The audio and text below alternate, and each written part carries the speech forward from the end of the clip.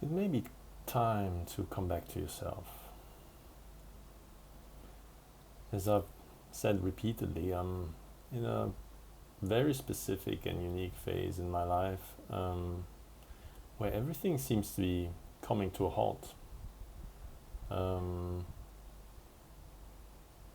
I kind of quit my job, I stepped out of academia, not entirely sure what's going to come next, trying to pursue my higher purpose. Um, and when everything comes to a halt, a grinding halt, of course it's kind of uncomfortable to a part of yourself, to a part of your mind that always wants to go, go, go, feels obliged to do something, and if you're not doing anything, you feel not at the right place. You feel you feel like an outcast. You feel like an alien. Um, but when everything comes to a halt, there's also a unique opportunity to explore the self much deeper than if you're in that constant grind, the constant, yeah, job bringing money in. It's kind of a it's kind of a rat race. And when you step out of that rat race, you I'm sorry about the noise. It's just outside that I can kind of close that. Yeah, when you're stepping out of that rat race, it's an opportunity to explore the self a bit more deeply, and I've been doing that for a couple of months now. Um, took the time to observe as well the life around me, because you never get to do that. You're too busy focused on doing your own grinding, so you don't actually like see your position from a higher perspective of where you fit in. And um, and when I explore myself, I obviously see people around me. They're always rushing.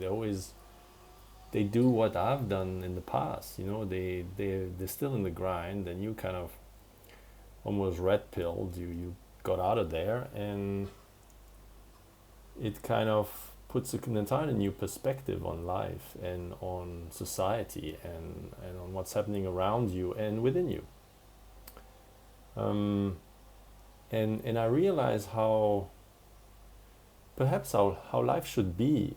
And I'm not saying anything bad necessarily of how it is right now, but it occurred to me that it's much easier to observe something and to regain some sense of objectivity as compared to when you're inside the system and you're just surviving, you're just running around, and yeah, as I said, you're just on the grind, you're just doing your thing almost mindlessly, just like it's on repeat. You work, you recover, or you barely recover. You try to work on yourself, you try to be spiritual, but at the end of the day, it's kind of shadowed by that daily grind you're obliged to abide by. Um, and so I have this kind of dream it where we live in a different type of society, or not necessarily society, but how we as humans live, and how it could be more enjoyable. And of course, I could talk about, well, it could be all kind of conspiracy theory that's all designed to keep us caged in, and a few make money of our backs. I mean, there's truth to that. The system is mostly capitalistic worldwide if you look at how things work.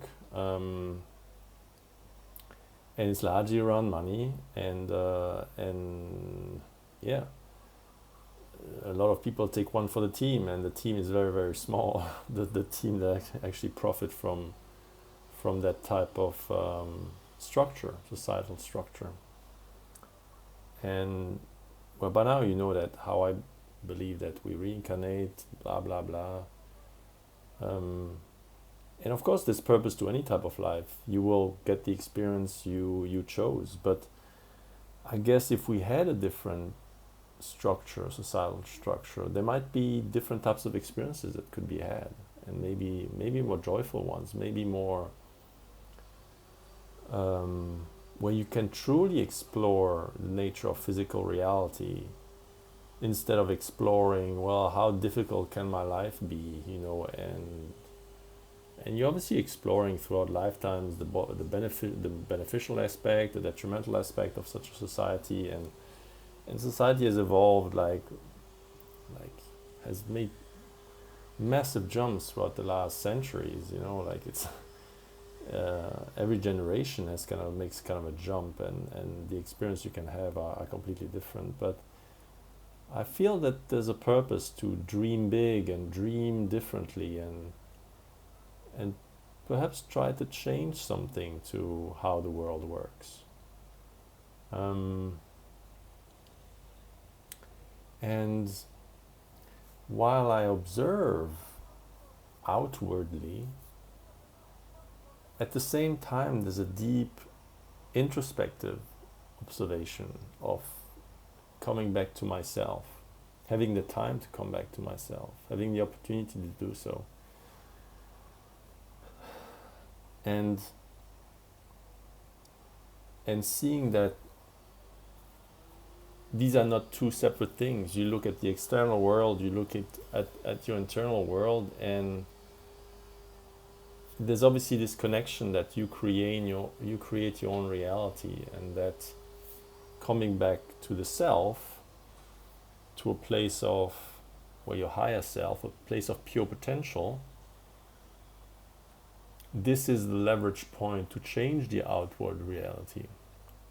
However you think it works, and I'm still kind of learning or exploring how those relationships work, and do my own experimentation with regards to how, if I change my inner reality or my inner world, how is that reflected back to me from the outside? Particularly when I consider things like, oh my God, there's this internal grind, and there's that, and what's the positive in all of this? But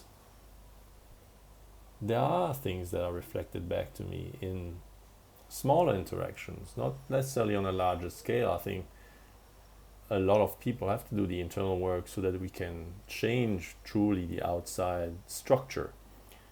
But the outside world as I then interact with, they are smaller, on a smaller scale. There are things that reflect back to me the internal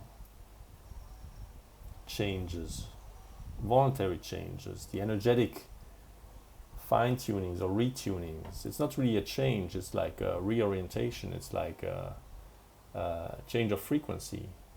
It's a decision, it's a choice.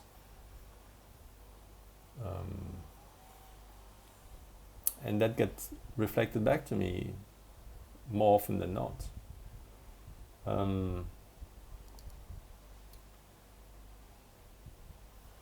And at the same time, this inner reflection,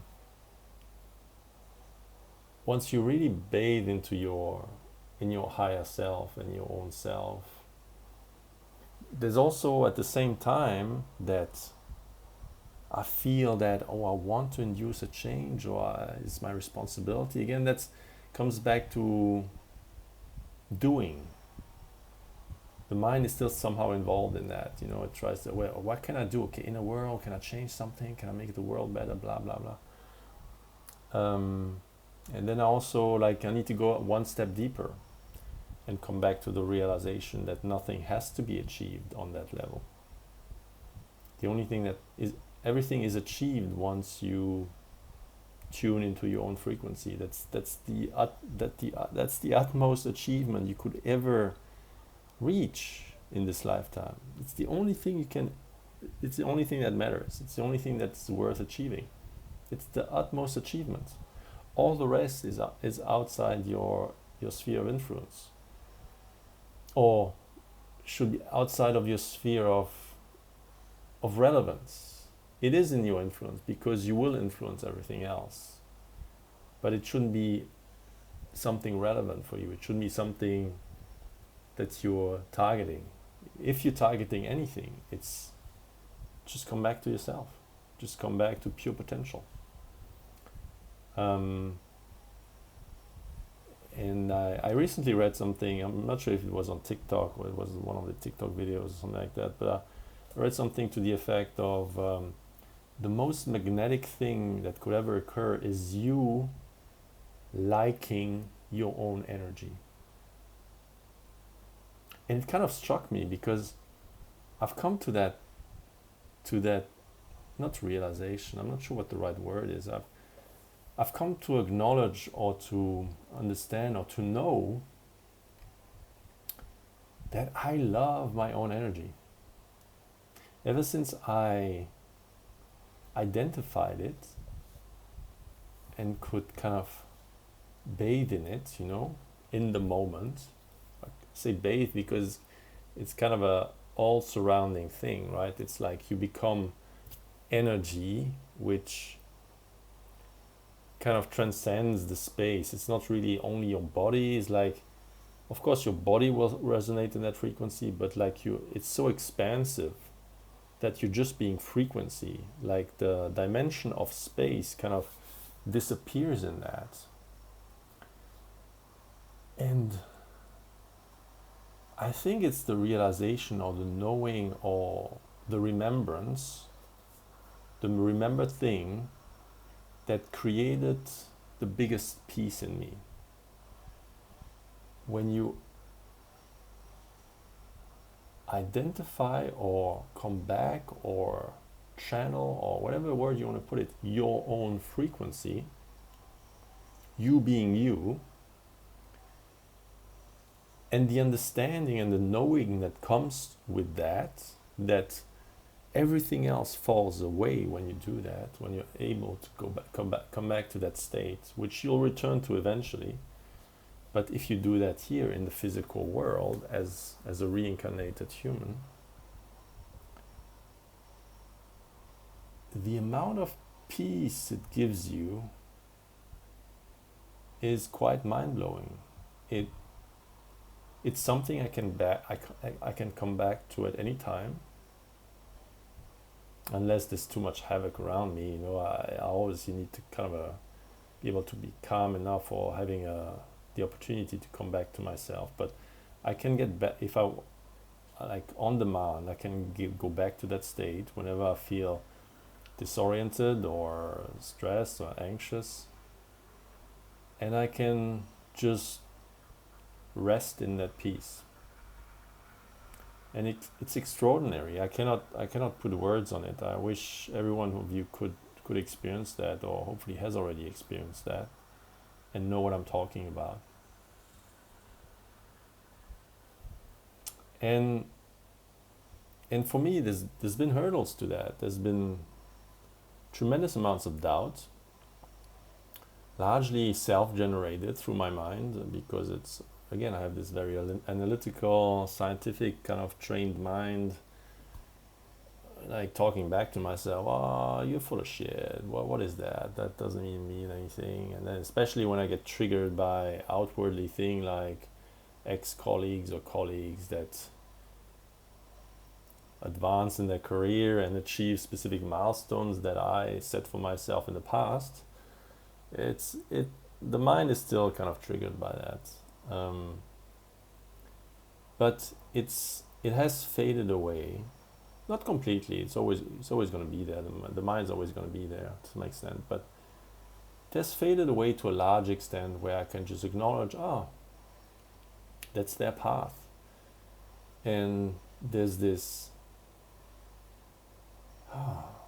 contentment and peace, because I can go back to that space, to that place of being me, but also peace and contentment and gratitude of having left that, of the gratitude of all the shit that has happened to me that forced me to get out of that, to change direction.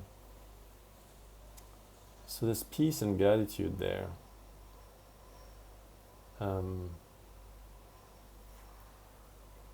And really the last piece of the puzzle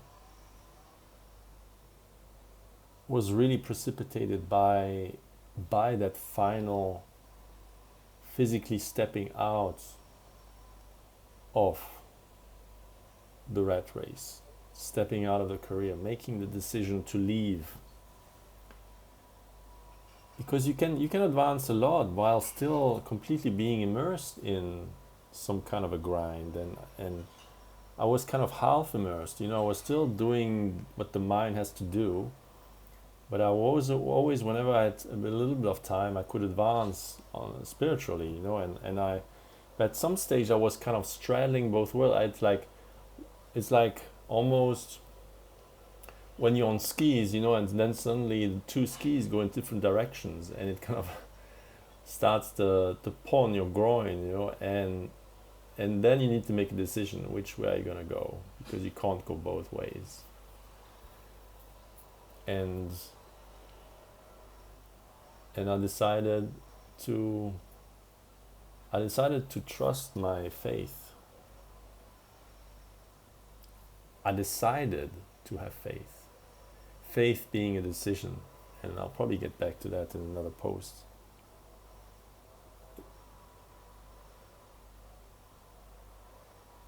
For the mind and for everything physical, a decision has to be made to have faith.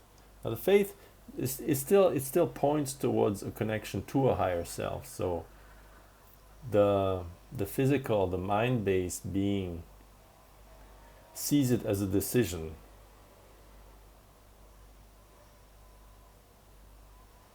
Although perhaps from a high perspective, there's just never been another choice. It's just like a remembrance. But like from a mind-based point of view, I think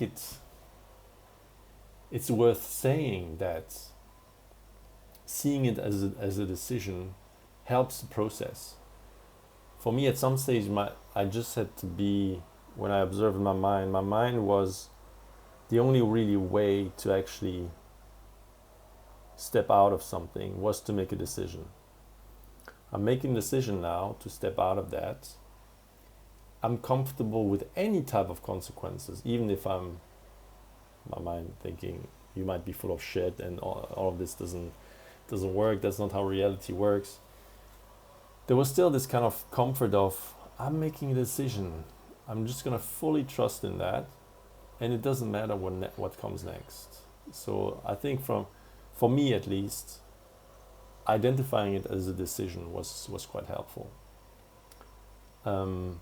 And so in that making that decision, really the important aspect is that you have to drop doubt. Just decide, and then drop the doubt. Drop it. Because otherwise it's untenable, right? If you can't just decide and then still have doubt about your decision. Like you have to decide, commit yourself, and then comes God, then comes the unknown. But doubt has to be dropped. And so in that last couple of months, or that really the transition phase, as I see it for me, my mind was still rebelling every once in a while, because it's not used to do nothing. And my mind being very active, it's still seeking to do things. Oh, what can I help with? What can I immerse myself completely in and just lose myself? And it's highly uncomfortable with doing nothing, especially when it observes other people on the grind doing. And so I'm hang on, everyone's rushing to work, everyone's doing stuff. What am I doing? I'm doing nothing. So that's a difficult one for a very active mind. And again, you need to have a lot of compassion for yourself in that transition. Have compassion for your mind. Have compassion for your entire being composed of the higher self and also lower kind of plane identities or parts of yourself. And there was this recognition that I'm not doing nothing. I am actively healing, and that last transition really takes care of the last little details, the last little doubts, the last little. For now, we just did some kind of simulations. In the past I've done simulations of, yeah, I wish I could just do my own thing, just go full on spiritual, pursue my higher purpose, blah blah blah. That's a nice thing to kind of fantasize on whilst you still have security of a job and still have still being employed and everything like that. And then it's another thing to really actually do it, because then you're not just simulating, then you're doing it. You yourself. Then you in a simulation, you cannot tell how your mind's gonna react to not having an income, not doing anything, how it's gonna react. Observing the outside world, still on the grind. There's this kind of pull. Oh, I should also go for a job, or I should seek a part-time job so I can pay some bills. So it is actually an internally very active phase in my life, where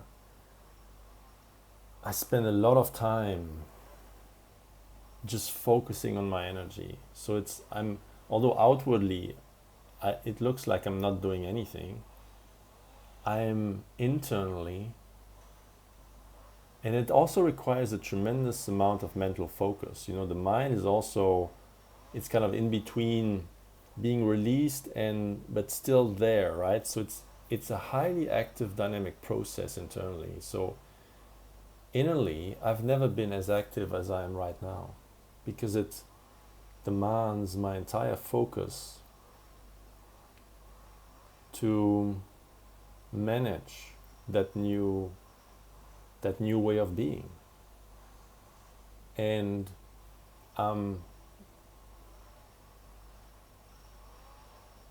always there's always different states. I get more of that, total peace, being in my energy and knowing for a fact I'm doing all the right moves at the moment.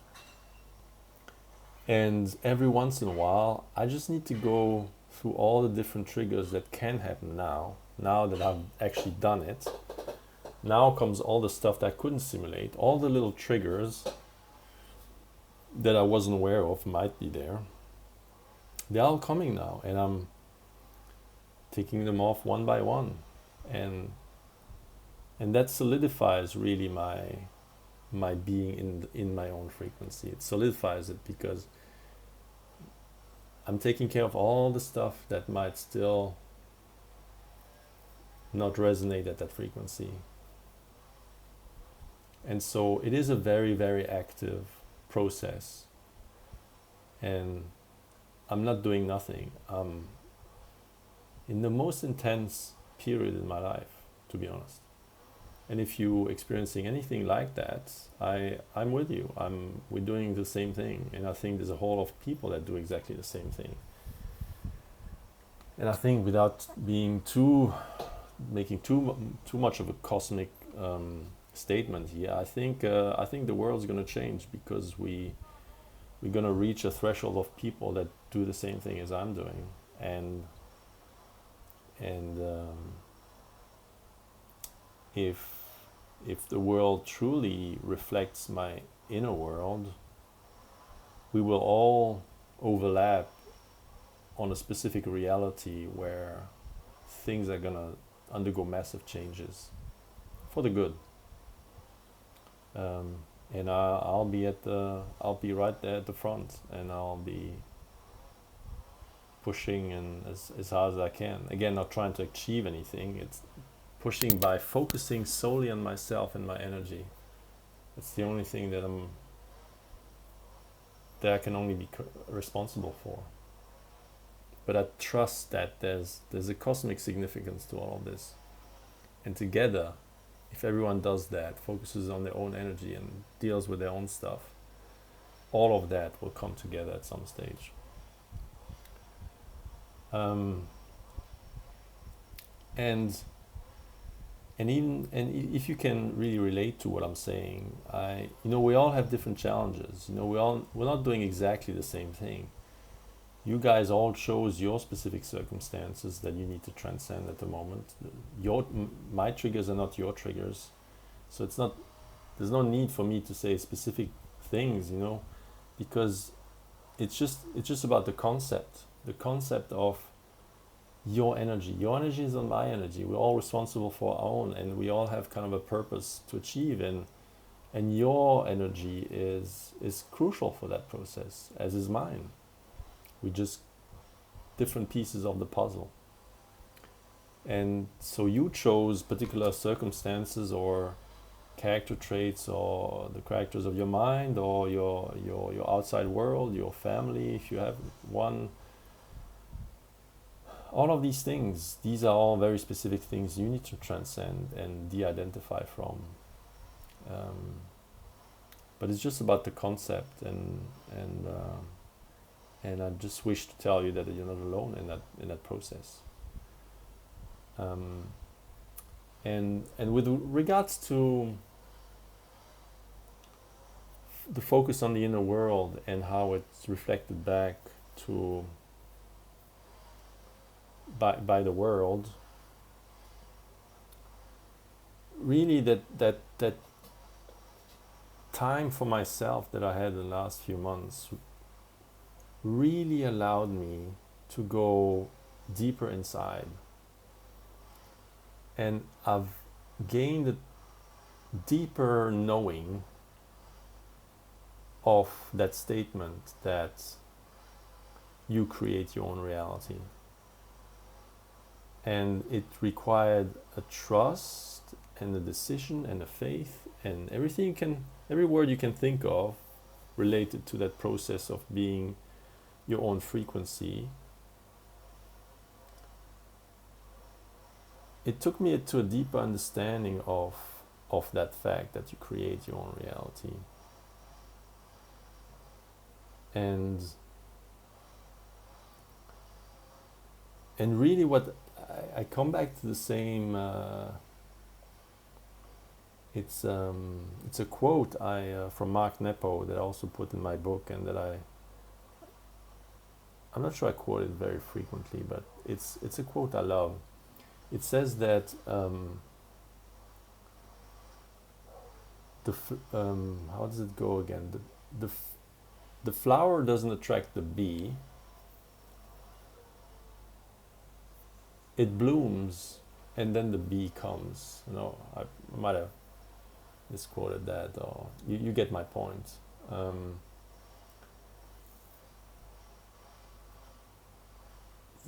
We're too busy, or even I've been too busy thinking, what do I have to do to attract that? What do I have to do to become that? Instead of just focusing on, again, like your inner reality. The outer world reflects your inner reality. Focusing on blooming. So it's time to bloom. And luckily, funny enough, I'm not sure, this has been I've come across these beautiful flowers. They've been sent to me by the universe, probably. It wasn't even planned. I didn't plan this message at all, but I thought it was kind of a nice synchronicity that I'm surrounded by blooming flowers. But when I'm not thinking about anything in particular, and I'm walking around or going to the gym or whatever I'm doing, sometimes it just hits me that I get these flashes of insight where suddenly a quote comes back to me, and I can put it in a new framework, because I'm changing all the time.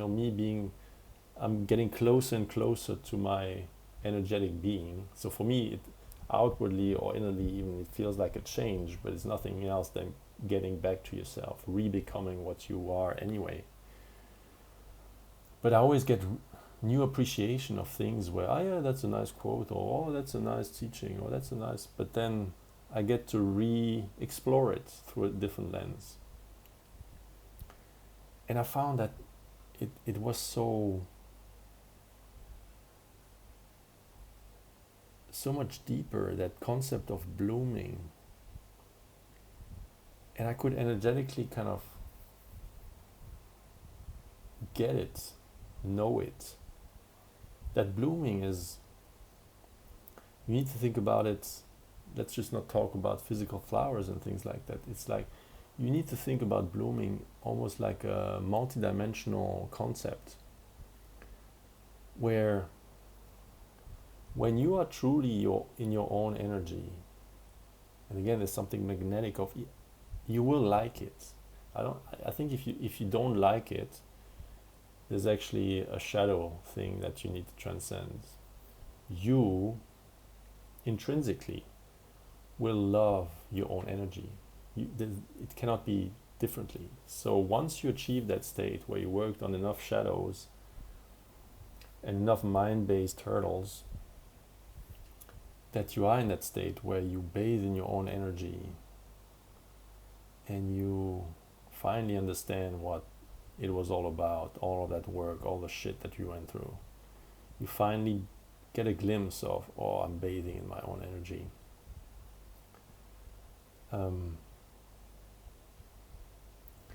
The blooming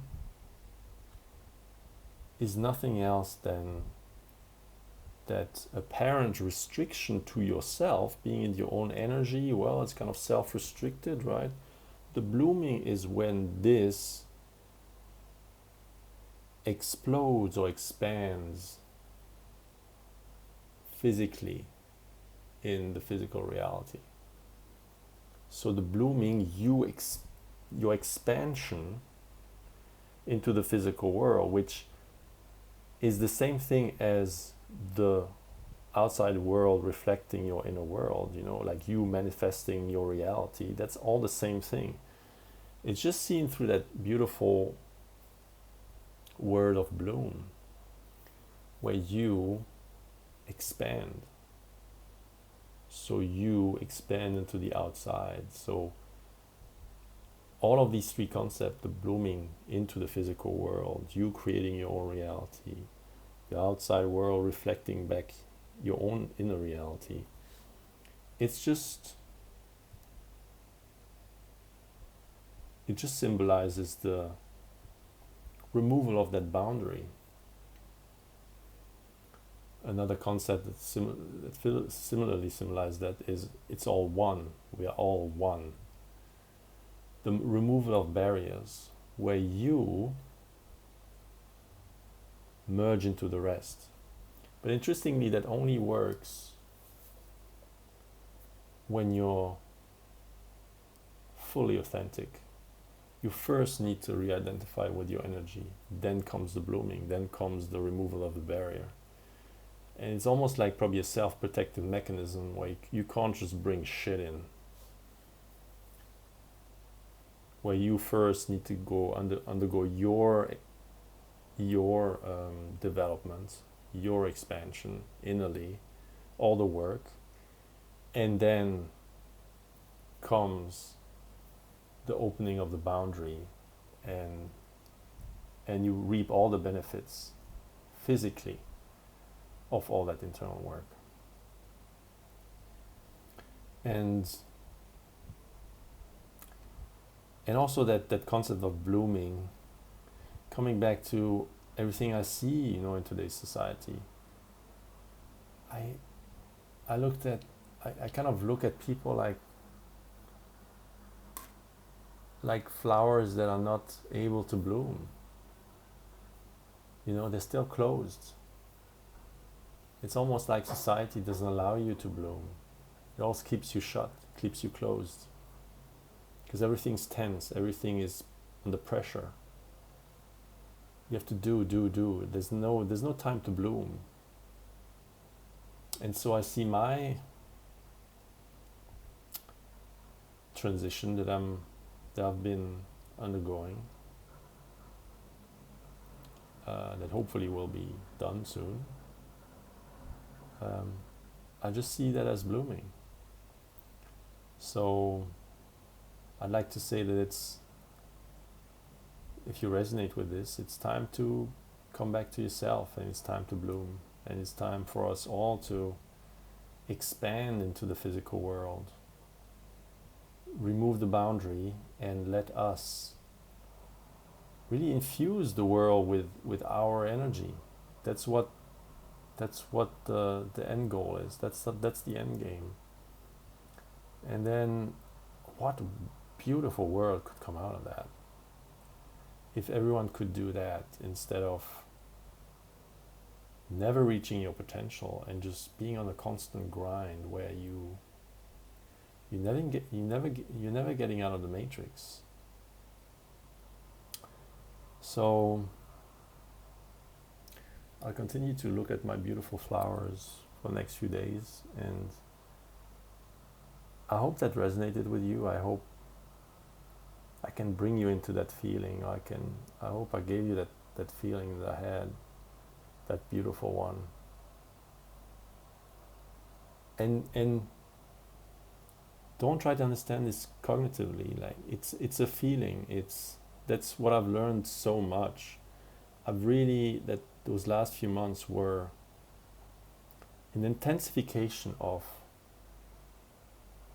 the inner feelings, of the inner world that I could never focus on, because there's always too much mind. The mind always kind of blocks out your ability to sense deeply. And it's really that depth of inner sensing, that depth of energetic embodiment that is required for the last step of stepping into a new reality that you can create, removing the boundaries. That's the last hurdle until good things, beautiful things are reflected back to you. And what's reflected back to you is just you. That's how beautiful you are. So if you're in that same kind of transition and phase, I'm sending you all my love. I send you all my support. Feel free to reach out if you need my help, or explore my website. With that, much love, everyone, and I'll see you next time.